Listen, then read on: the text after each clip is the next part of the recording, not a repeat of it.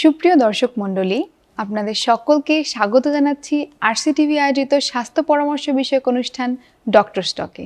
আপনাদের সঙ্গে আছি আমি ডাক্তার তিথি সরকার। আজকে আমরা কথা বলবো কনজাংটিভাইটিস কি এবং এর চিকিৎসা ও প্রতিকার বিষয়ে। এই গুরুত্বপূর্ণ বিষয়ে আলোচনার জন্য আমাদের মাঝে উপস্থিত আছেন একজন বিশেষজ্ঞ চিকিৎসক। চলুন পরিচিত হয়ে নেওয়া যাক তার সাথে। আমাদের মাঝে উপস্থিত আছেন ডাক্তার মাসুদুল হক স্যার, সহযোগী অধ্যাপক ও বিভাগীয় প্রধান, চক্ষু বিভাগ, রংপুর কমিউনিটি মেডিকেল কলেজ এবং হাসপাতাল। স্যার, আপনাকে স্বাগতম। ধন্যবাদ ডক্টর তিথি, এবং ধন্যবাদ আরসিটিভিকে এত সময়োপযোগী একটা বিষয় নিয়ে আজকে আলোচনার জন্য আমাকে যে আমন্ত্রণ জানিয়েছেন এর জন্য ধন্যবাদ। স্যার, কেমন আছেন? আলহামদুলিল্লাহ, ভালো আছি। চোখ আমাদের অত্যন্ত গুরুত্বপূর্ণ অঙ্গ। আমরা প্রায়শই দেখে থাকি চোখ লাল হয়ে যায়, যেটাকে প্রচলিত ভাষায় আমরা বলে থাকি লাল চোখ বা চোখ ওঠা। মেডিকেলের ভাষায় বলা হয় কনজাংটিভাইটিস। আমরা স্যারের কাছ থেকে জেনে নেব ভাইরাল কনজাংটিভাইটিস কি। স্যার, ভাইরাল কনজাংটিভাইটিস কি? ভাইরাল কনজাংটিভাইটিস বলার আগে আমি প্রথমে আসলে বলতে চাচ্ছি যে কনজাংটিভাটা কি, একটু সামান্য ধারণা আমি দিতে চাই। যে কনজাংটিভা হলো আমাদের চোখের যে সামনের দিকে যে সাদা অংশটা স্ক্লেরা, ওটাকে আবৃত করে একটা খুব স্বচ্ছ পর্দা, এবং চোখের যে পাতা আছে আমরা যেটা দিয়ে চোখটা বন্ধ করি, চোখটা খুলি, তার ভিতরের দিকে একটা স্বচ্ছ পাতলা পর্দা থাকে, এটাকে আমরা কনজাংটিভা বলি। এটা যখন ইনফ্ল্যামেশন বা সংক্রমণ হয় সেটাকে আমরা বলি কনজাংটিভাইটিস। এই কনজাংটিভাইটিসটা আসলে কয়েক ধরনের হতে পারে, যেমন viral conjunctivitis, bacterial conjunctivitis, allergic conjunctivitis. তো আজকে আমাদের যে বিষয়টা ভাইরাল কনজাংটিভাইটিস, এটা আসলে এক ধরনের ভাইরাস দিয়ে হয়ে থাকে।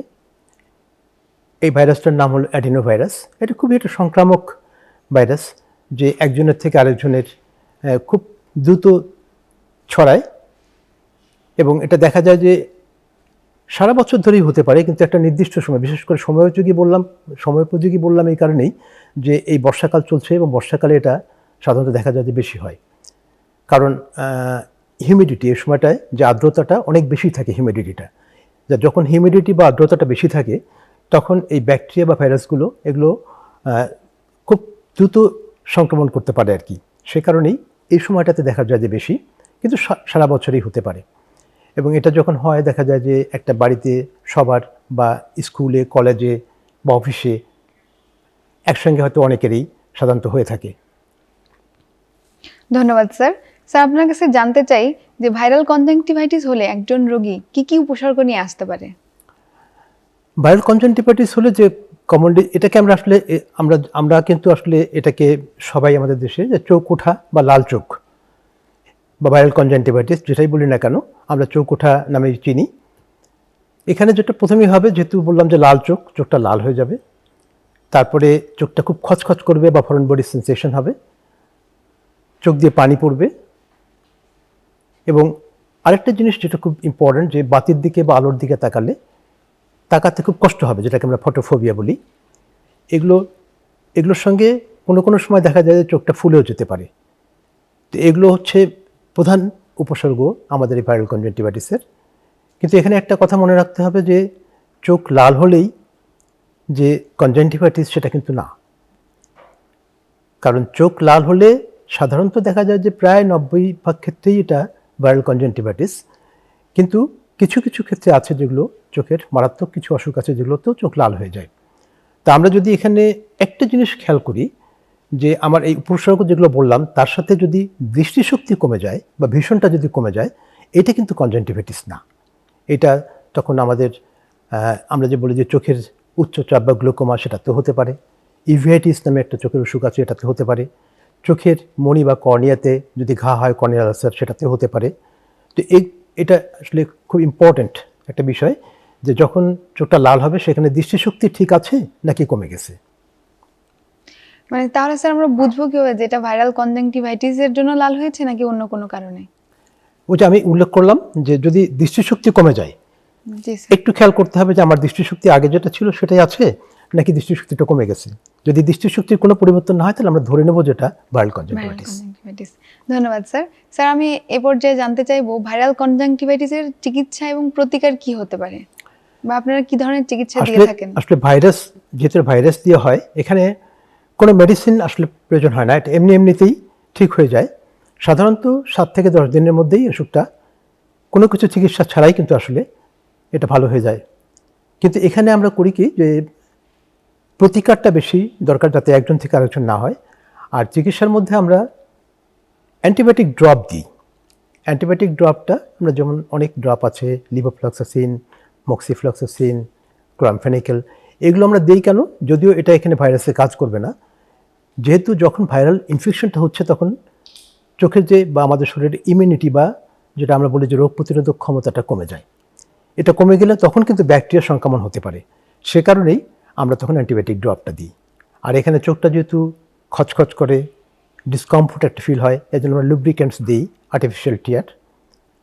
এছাড়াও যেটা চোখের যেহেতু বাতির দিকে বা আলোর দিকে তাকাতে অসুবিধা হয়, আমরা এর জন্য ডার্ক গ্লাস বা সানগ্লাস যেটা বলি আমরা এই সময় দিই। এটাতে দুটো উপকার, একটা হলো যে আমার রোদ থেকে আমি চোখ যে তাকাতে অসুবিধা হবে সেটা থেকে আমি প্রতিকার পাবো। আরেকটা হচ্ছে যে চোখে একটা চশমা থাকলে পরে আমি স্বাভাবিকভাবে যদি হাতটা এখানে দিলে পরে আমার চোখে না লেগে চশমায় লাগবে, তাহলে আমার এখান থেকে অন্য জায়গায় ছড়িয়ে যাওয়ার সম্ভাবনা কম থাকবে। কিন্তু এখানে সবচেয়ে যেটা বেশি বিষয় হচ্ছে সেটা হচ্ছে যে আমার পার্সোনাল হাইজিন মেনটেন করা। যেহেতু আমি বলেছি এটা খুব সংক্রামক, একখান থেকে একজনের কাছ থেকে আরেকজনকে ছড়ায়। এই জন্যে পার্সোনাল হাইজিন বলতে আমি যখন আমার চোখে ওষুধ দিব তখন আমি আমার হাতটা ভালো করে ধুয়ে নিব, পরবর্তীতেও ভালো করে হাতটা ধুয়ে নেব, যাতে আমার হাতের থেকে সংক্রমণটা অন্য কোথাও না ছড়ায়। আমি অন্য কারো কাপড় চোপড়, রুমাল, টাওয়েল বা অন্য কোনো জিনিস পারতপক্ষে স্পর্শ না করার চেষ্টা করব। ছোট বাচ্চা যদি বাড়িতে থাকে আমি কোলে না নিলেই ভালো। এছাড়াও আরেকটা জিনিস এখানে না বললেই নয়, যে যখন চোখ লাল হয়ে যায় বা চোখ ওঠা যেটা আমরা বলি, তখন দেখা গেল যে আমরা ফার্মেসিতে যাই, ফার্মেসিতে যেহেতু বললাম যে ঠিক আছে আমার চোখটা লাল হয়ে গেছে বা বাসায় কারো চোখটা লাল হয়ে গেছে, আমাকে মেডিসিন দেন। তারা কিন্তু বেশিরভাগ ক্ষেত্রেই ওই স্টেরয়েড জাতীয় ড্রপগুলো যেমন ডেক্সামেথাসোন, প্রেডনিসোলোন এগুলো দিয়ে থাকেন। এগুলো দেওয়ার কারণটা হলো কি, যেটা দিলে পরে চোখের লালটা সঙ্গে সঙ্গেই কমে যায়, এবং সেই কারণেই তারা এগুলো প্রেসক্রাইব করে। কিন্তু এটা কিন্তু চোখের জন্য একটা মারাত্মক ক্ষতি। যদি চোখে প্রদাহ বা কর্নিয়াল আলসার থাকে তাহলে কিন্তু তার চোখটা একেবারেই নষ্ট হয়ে যাবে। তাই আমাদেরকে এই ব্যাপারে খুব সচেতন থাকতে হবে যে অ্যান্টিবায়োটিক ড্রপস ছাড়া অন্য কোনো ওষুধ ব্যবহার করতে গেলে অবশ্যই আমাদের ডাক্তারের পরামর্শ নিয়ে তারপরে করতে হবে। আর এখানে আরেকটা কথা, যে আমরা চোখে যেহেতু পার্সোনাল হাইজিনের কথা বলেছি আমি, যে আমরা যখন চোখটা পানি পড়বে, চোখটা মুছবো, তখন পারতপক্ষে আমরা পরিষ্কার টিস্যু ব্যবহার করার চেষ্টা করব, এবং টিস্যুটা আমাদের যে চোখে হবে সেই চোখে মুছবো। আবার ওই টিস্যু দিয়ে আমি আরেক চোখে মুছবো না, তাহলে পরে আমি নিজেই আমার চোখ থেকে আরেক চোখে সংক্রমণটা ছড়ালাম।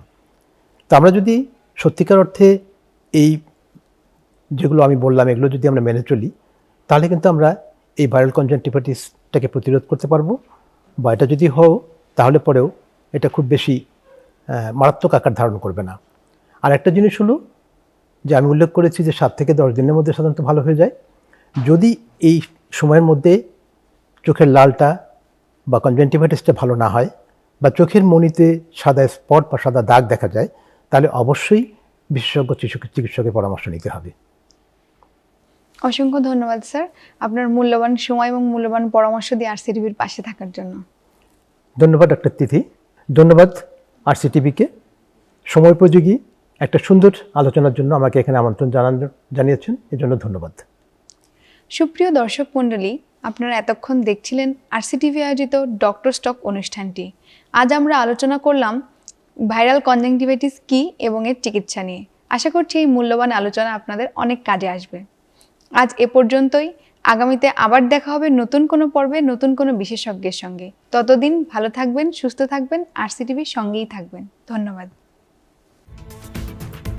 Rangpur Community Medical College Hospital, for health, for education.